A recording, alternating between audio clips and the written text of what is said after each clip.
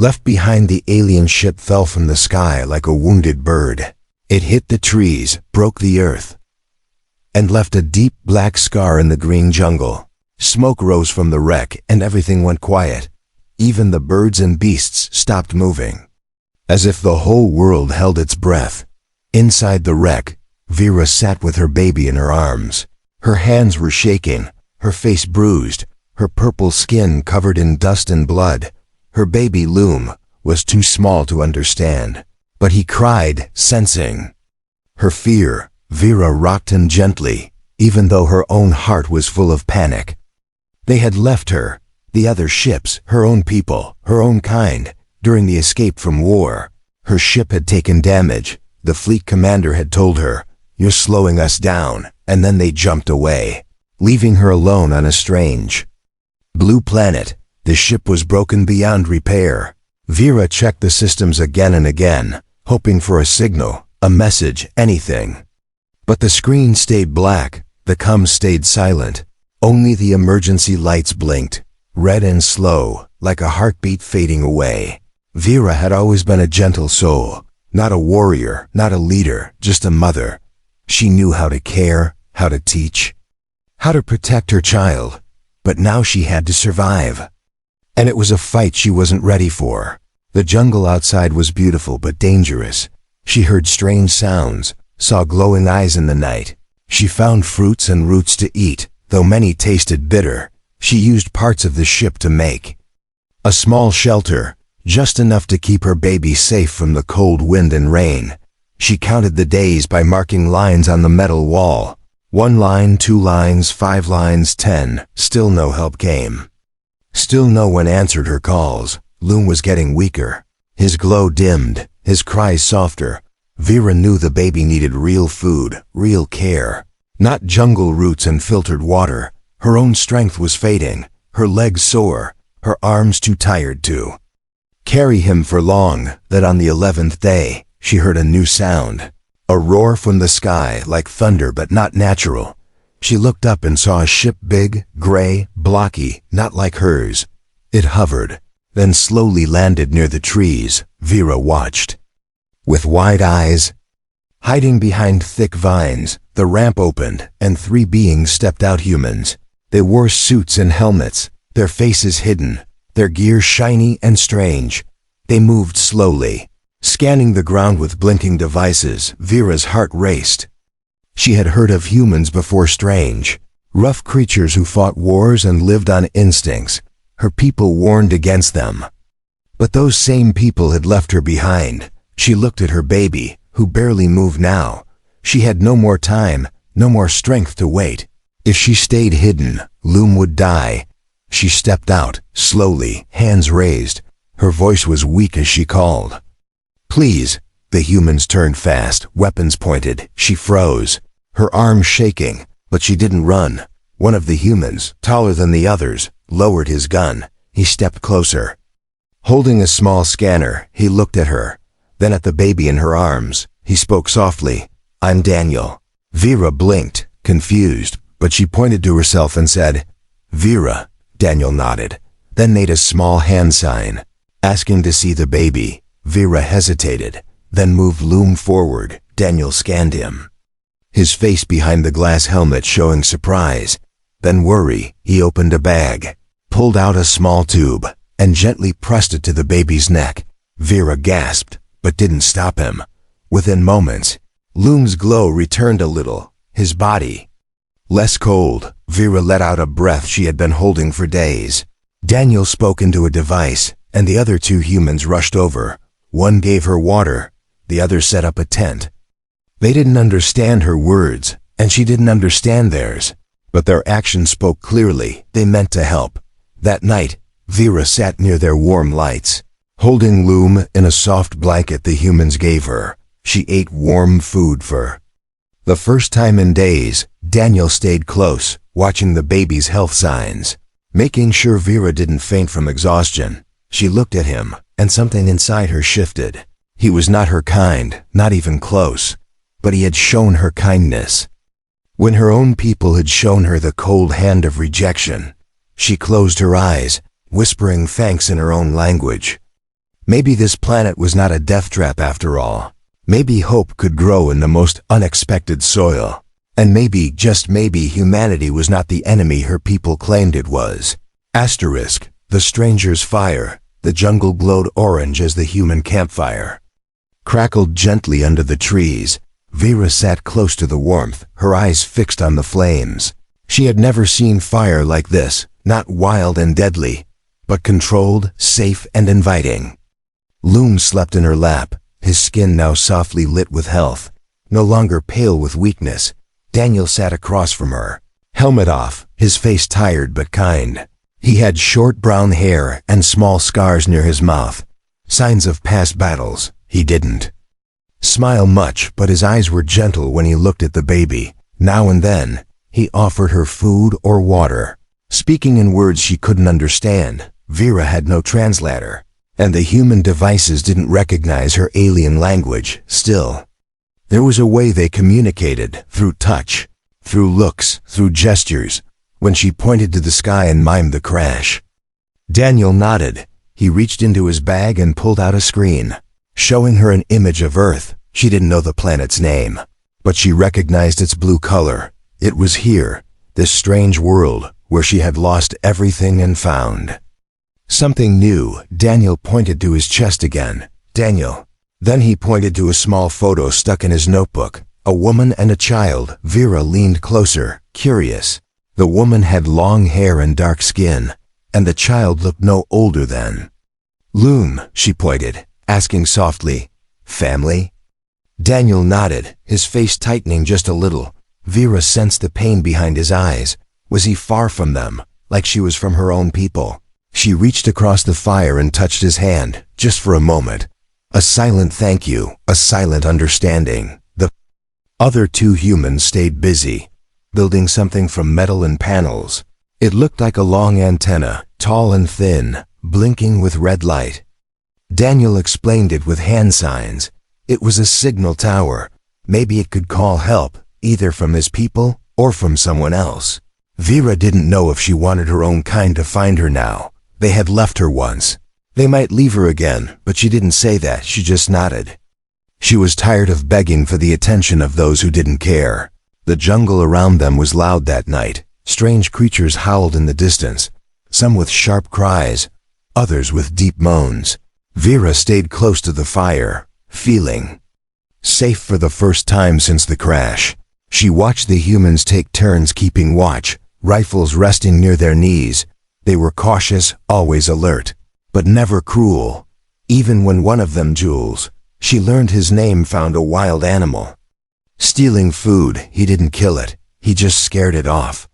Then fixed the food storage box with a laugh. Vera smiled, surprised by the softness hidden behind their heavy armor. That night, while everyone rested, Daniel handed Vera a small device.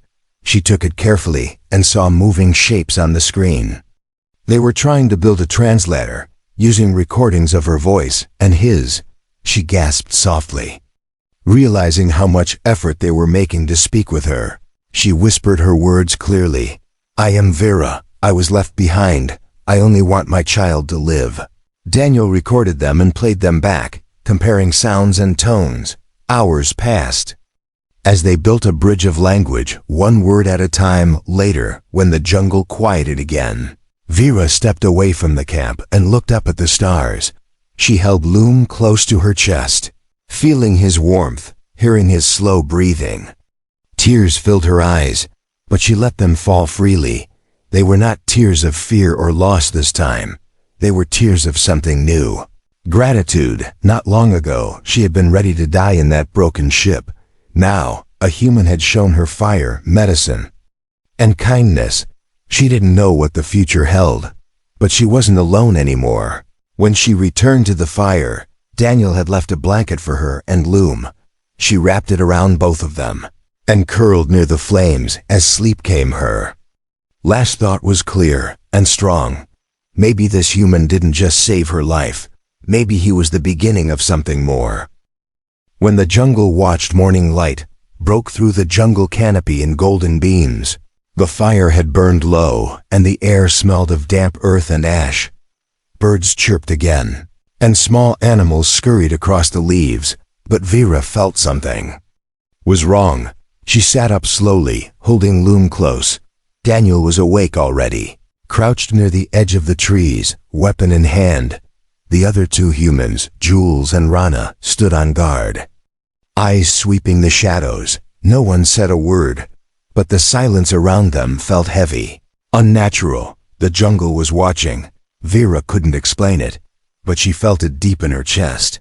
Not just animals this time, something smarter, something. Waiting, Daniel stepped back toward the camp, speaking softly into his radio. Vera didn't understand the words, but she could see his face tight with worry. He pointed to the treetops, where large branches had been snapped clean, footprints. Two, pressed into soft mud, too large, too wide to be from any normal beast. Jules whispered something and motioned toward their gear. They began packing up quickly, breaking down the signal antenna and loading it onto a hover sled. Daniel looked at Vera, then at Loom, then pointed to the baby and said firmly, "We move." She nodded, holding her child tight. Trusting him without hesitation, they followed a narrow path deeper into the jungle. Daniel took the lead, rifle ready, while Rana stayed at the back, always checking behind them. Vera walked between them, barefoot and tired, but moving without complaint. Every few steps she looked down at Loom, who slept peacefully, unaware of the danger. The jungle changed as they moved. The trees grew taller, darker, and the air grew cooler. Vines hung low, and strange plants pulsed with soft lights. Once, a glowing insect landed on Vera's shoulder, then flew away as if warning her. Suddenly, a loud crack snapped through the forest. A huge figure leapt from the trees, landing just ahead of Daniel. It was alien, but not like Vera. It stood on two legs, taller than any human, with thick gray skin and long arms. Its eyes were deep black, its face covered in bone plates. It let out a sharp growl, and two more creatures stepped into view from the shadows. Daniel shouted, raising his weapon, but didn't shoot. Vera stood frozen, shielding Loom with her body. The creature looked at her, then at the humans. It tilted its head, sniffing the air, then growled something in a guttural voice. Vera didn't know the language, but she understood the intent: territory, challenge, warning. Daniel didn't back down, but he didn't attack either. He slowly lowered his weapon and raised a hand, open and steady. The creature took a step closer, growling again. Then, from Vera's chest, a faint cry came. Loom had awakened. The sound made the creature pause. Its eyes locked on the baby, curious, almost confused. Vera held her breath, unsure what would happen next. Then, something strange occurred. The creature stepped back, lowering its arms. It growled again, softer this time, then turned and melted back into the trees. The others followed it, silent and fast, leaving only footprints and broken leaves behind. No one spoke for several minutes. Only their breathing filled the space. Rana broke the silence, whispering something sharp and quick, and they kept moving. Later, when they stopped by a small stream to rest, Daniel looked at Vera. He pointed to the direction the creatures had come from. Then to Loom. She understood the message. The child's cry had saved them for some reason. Maybe the creatures respected life. Maybe they had young of their own and saw no threat. Or maybe it was something deeper, something older. Vera didn't know, but she was grateful. They continued their journey, heading toward a nearby human outpost. Daniel showed her a map on his device, a dot blinking closer each hour. Safety, shelter, medicine, maybe even a way home. But Vera wasn't sure she wanted to go home anymore. Her people had left her. These humans had protected her, cared for her, respected her. Even now, they shared their rations with her, helped her climb over sharp rocks, and guarded her child like he was one of their own. That night, as they set up camp beside the river, Vera looked at the stars again. But this time, she wasn't searching for rescue. She was thinking of the future. A different future, one she hadn't imagined before the crash.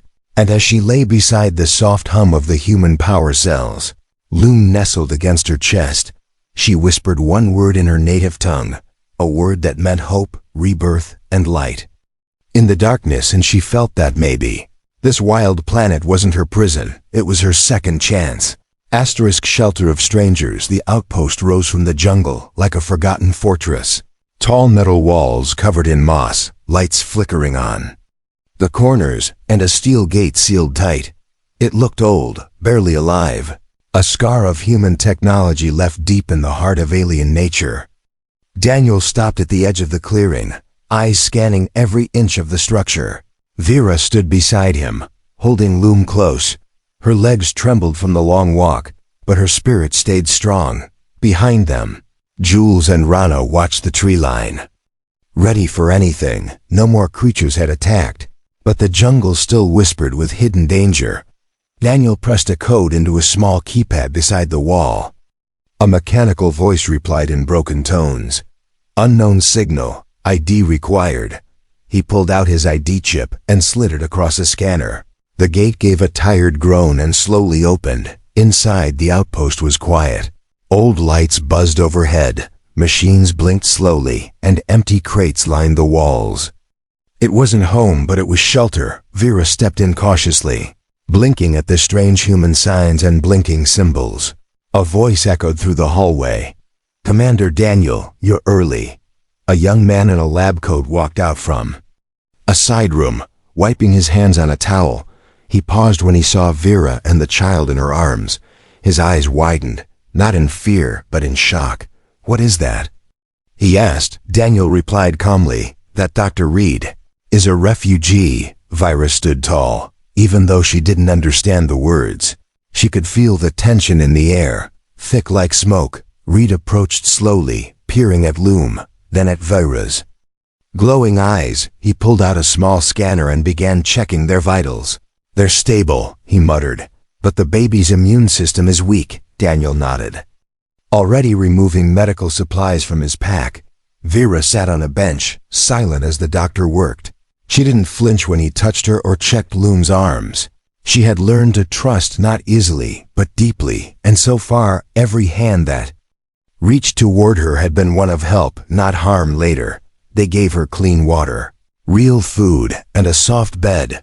Loom was placed in a small stasis pod to recover faster, the glowing case humming gently beside her. She touched the glass, whispering her song, the one she used to hum back in the Starship nursery. It was the first time she had heard silence that didn't feel like emptiness. While she rested, Daniel met with Reed and the others in a dim-lit meeting room. A screen displayed Vera's scans, her DNA strings and biosignatures. She's not in any database. Reed said, she's something new. Daniel looked at the files, then pointed to one symbol. That one, he said, matches the crash report from Sector 12. Exactly, Reed replied, which means her people left her, and she landed alone. Jules leaned against the wall, arms crossed. Why do we care? He asked coldly. Daniel's reply was soft but sharp. Because we're not them. Rana spoke next, her voice low. They left a mother and child to die, and we didn't, Daniel said. That's the difference. Meanwhile, Vera wandered the halls slowly, exploring the place. She found a small window and looked out, watching the trees sway. The birds fly, the rivers shine in the sun. She pressed her hand to the glass, thinking of the stars, of all the worlds she had passed, and of the one she never meant to land on. But this world, cruel as it seemed at first, had given her something her own kind never did. Dignity, not because she earned it, not because she fought for it, but because someone offered it freely. Later that night, Daniel sat beside her in the quiet medbay. He didn't say much, just offered her a warm drink, and nodded toward Loom's pod. He'll be okay, he said gently. Vera smiled, her voice barely above a whisper. Thank you. He looked at her, surprised. You know that word? He asked. She nodded slowly. It's one of the first I learned. Daniel looked down at his boots, then back up at her. You don't have to say it, he said. We just did what anyone should do. Vera shook her head. No, she said. You did what they wouldn't. He didn't reply, but something in his eyes changed. a small softness. The kind that grows from pain and peace mixed together. They sat in silence for a long time, no words needed. Just two souls who had lost everything and found something new in each other. In the cold metal shelter, surrounded by machines and ghosts of war, a strange peace settled over them. Not the end of danger, not yet, but the beginning of something better, something human. Not one of us. The next morning, the calm broke. Vera was helping clean the hallway floors near the medbay when she heard the alarm sound. A high-pitched tone echoed through the outpost, and red lights flashed above every door. She rushed to Loom's pod, but Daniel met her halfway. "It's okay," he said, holding up his hands. "It's not an attack." She didn't understand the words, but his calm face helped. He motioned for her to follow, and she did. Gripping Loom tight in her arms, they moved to the control room, where a transmission blinked on the main screen. A stern human face filled the monitor, older, decorated with medals. "Commander Daniel," the voice said, "you are hosting an unauthorized alien life form." Daniel stood tall, replying with firm words Vera couldn't follow. But she could tell from his tone that something serious had changed. The voice continued, now sharper, colder. "You're ordered to hand over the creature for study."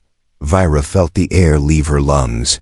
She didn't need translation for that. Reed whispered something to Daniel, eyes wide with disbelief. Jules muttered under his breath.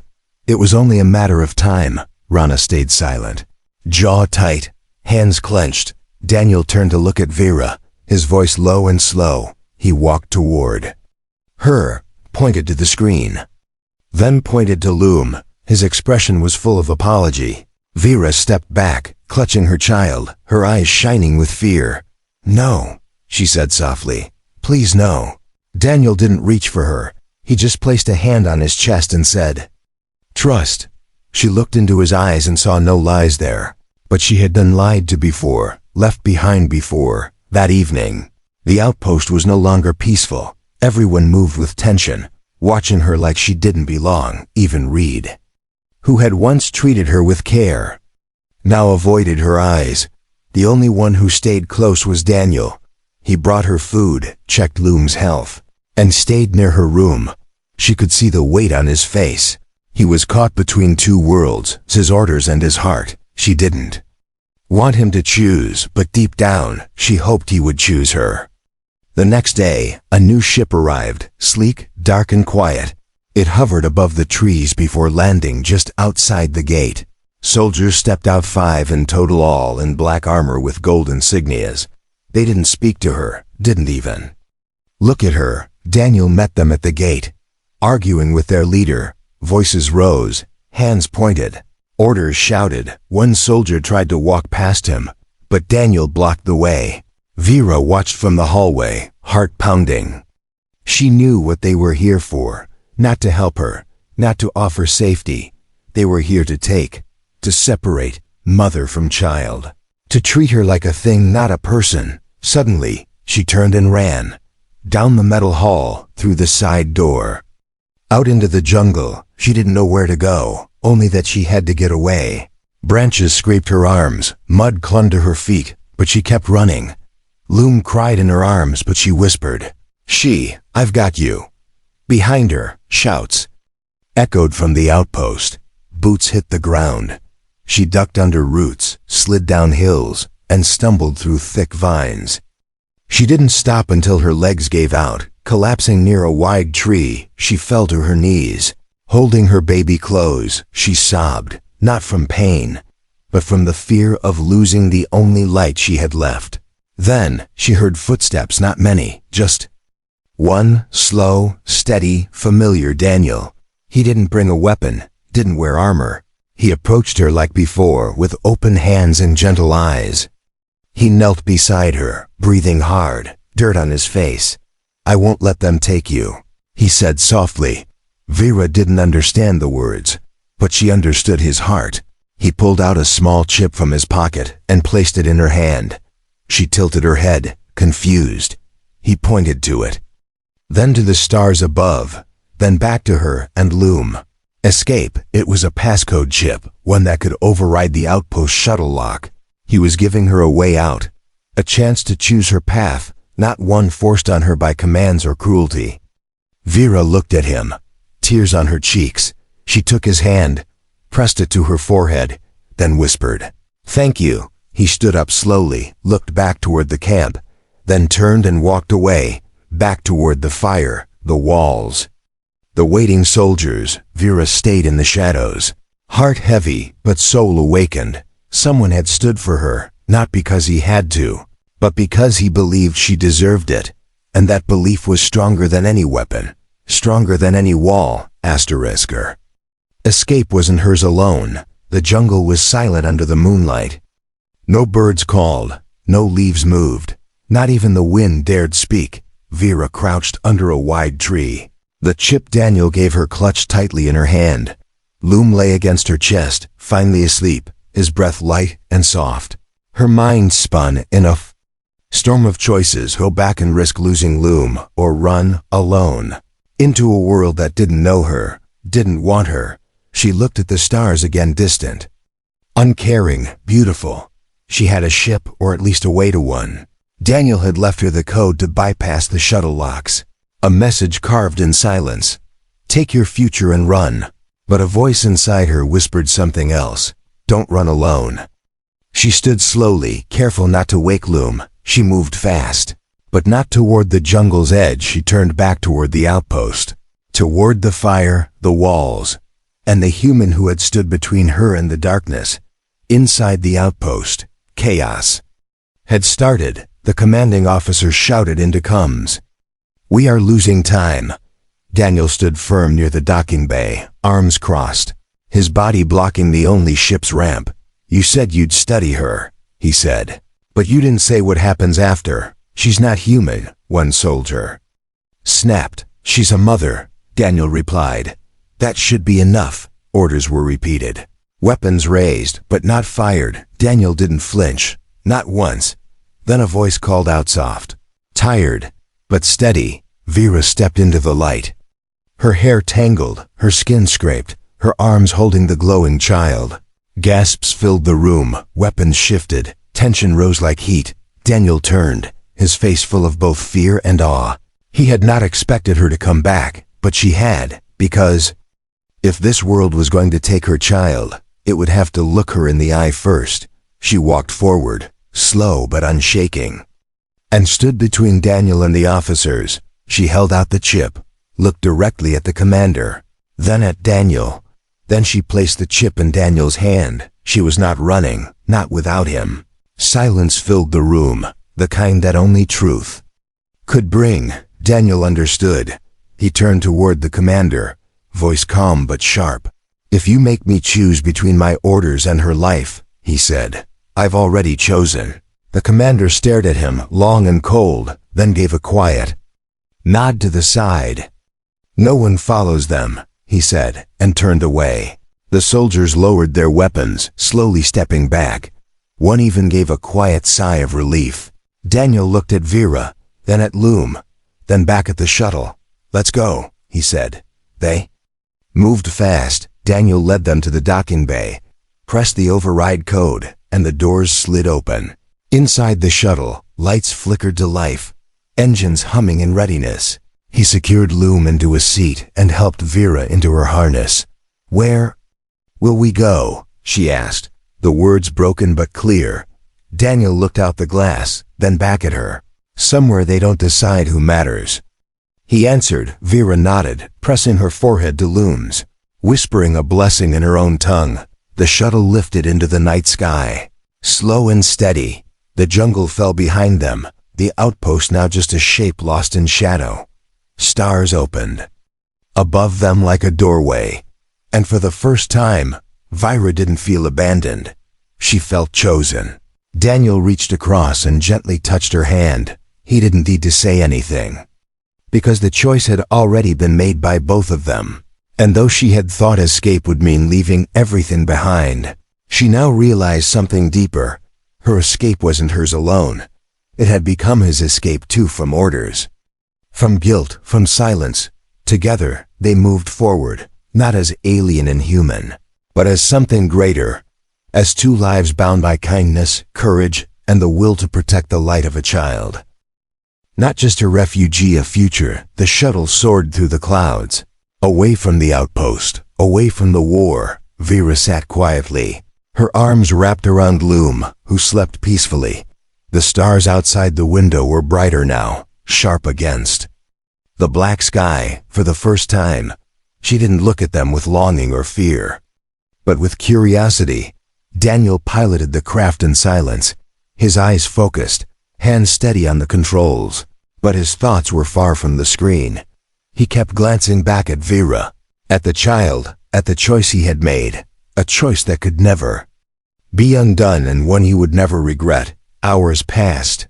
Then a gentle voice echoed through the cockpit. Entering Earth orbit. Vera looked up, eyes wide, as a massive planet filled the window. Green lands, wide oceans, white clouds spinning slowly. This was Daniel's home. Daniel turned in his seat, speaking softly. "It's not perfect," he said, "but maybe it's enough." She didn't understand every word, but the way he looked at her told her what he meant. Safety, shelter, a chance to live without running. The shuttle landed in a quiet clearing on the edge of a rural zone. No soldiers, no fences, just open land and clean air. A small farm stood nearby, with solar panels and metal walls covered in vines. Daniel led them there, walking slowly so Vera could keep pace. An old woman opened the door, her hair silver, her smile kind. She looked at Daniel with surprise, then at Vera and Loom with wonder. Daniel said a few words, something about trust, protection, and starting over. The woman nodded, stepping aside, welcoming them in without hesitation. Inside, the home was warm and quiet, filled with light and the smell of clean earth. There was food on the table, a soft bed by the window, and space for peace to grow. Vera sat on the bed, feeling the softness beneath her. Loom cooed in her arms, already relaxing in this strange new place. In the following days, life began to change, not with noise, but with small actions. Daniel helped around the farm, repaired machines, grew crops, and made new plans. Vera learned Earth's language slowly. Word by word, with Daniel's help, she learned to say her name clearly, and soon after, to say his name with affection. Loom grew stronger, crawling first, then standing, his skin glowing with health. The people nearby didn't ask questions, not loudly, anyway. Some stared, some whispered, but no one raised a weapon. Daniel kept them safe with presence alone. One day, Vera stood in the fields, her hands deep in soil, planting seeds beside Daniel. She looked up and asked, "What now?" He smiled softly, wiping sweat from his brow. He said, "We build something better." They didn't speak of the outpost again, or the ones who tried to take her. They didn't speak of the fleet that had left her behind. But every time Daniel looked at Loom, every time Vera touched the child's hair with love, they both remembered why they ran and what they ran toward. Weeks passed, and the woman who had once been called a refugee was now called something else. Neighbor, helper, mother, and friend. Daniel no longer wore his uniform, no longer followed orders that denied life its worth. He followed something stronger, his own heart. One morning, Vera sat outside with Loom on her lap. She pointed to a bird, then whispered its name in both her language and English. The boy repeated it, giggling, his voice clear in the soft morning light. Daniel stood nearby, smiling quietly as he watched them. He had been a soldier once. He had seen stars burn and battles rage, but nothing he had fought for meant as much as what stood before him now. A child who would grow up with two cultures, two tongues and one home, not abandoned, not feared, not hidden, but loved. That night, around a small campfire beside the house, Vera took Daniel's hand in hers. She had learned enough words now to speak what she truly felt. "You found me," she said. "When I had nothing," he replied, his voice low, "and you gave me everything back." They sat in silence, watching the fire dance between them. And in that moment, no war, no command, no barrier could reach them. Only the sound of a child laughing in the dark, and two hearts, no longer alien, beating in the same rhythm. The end.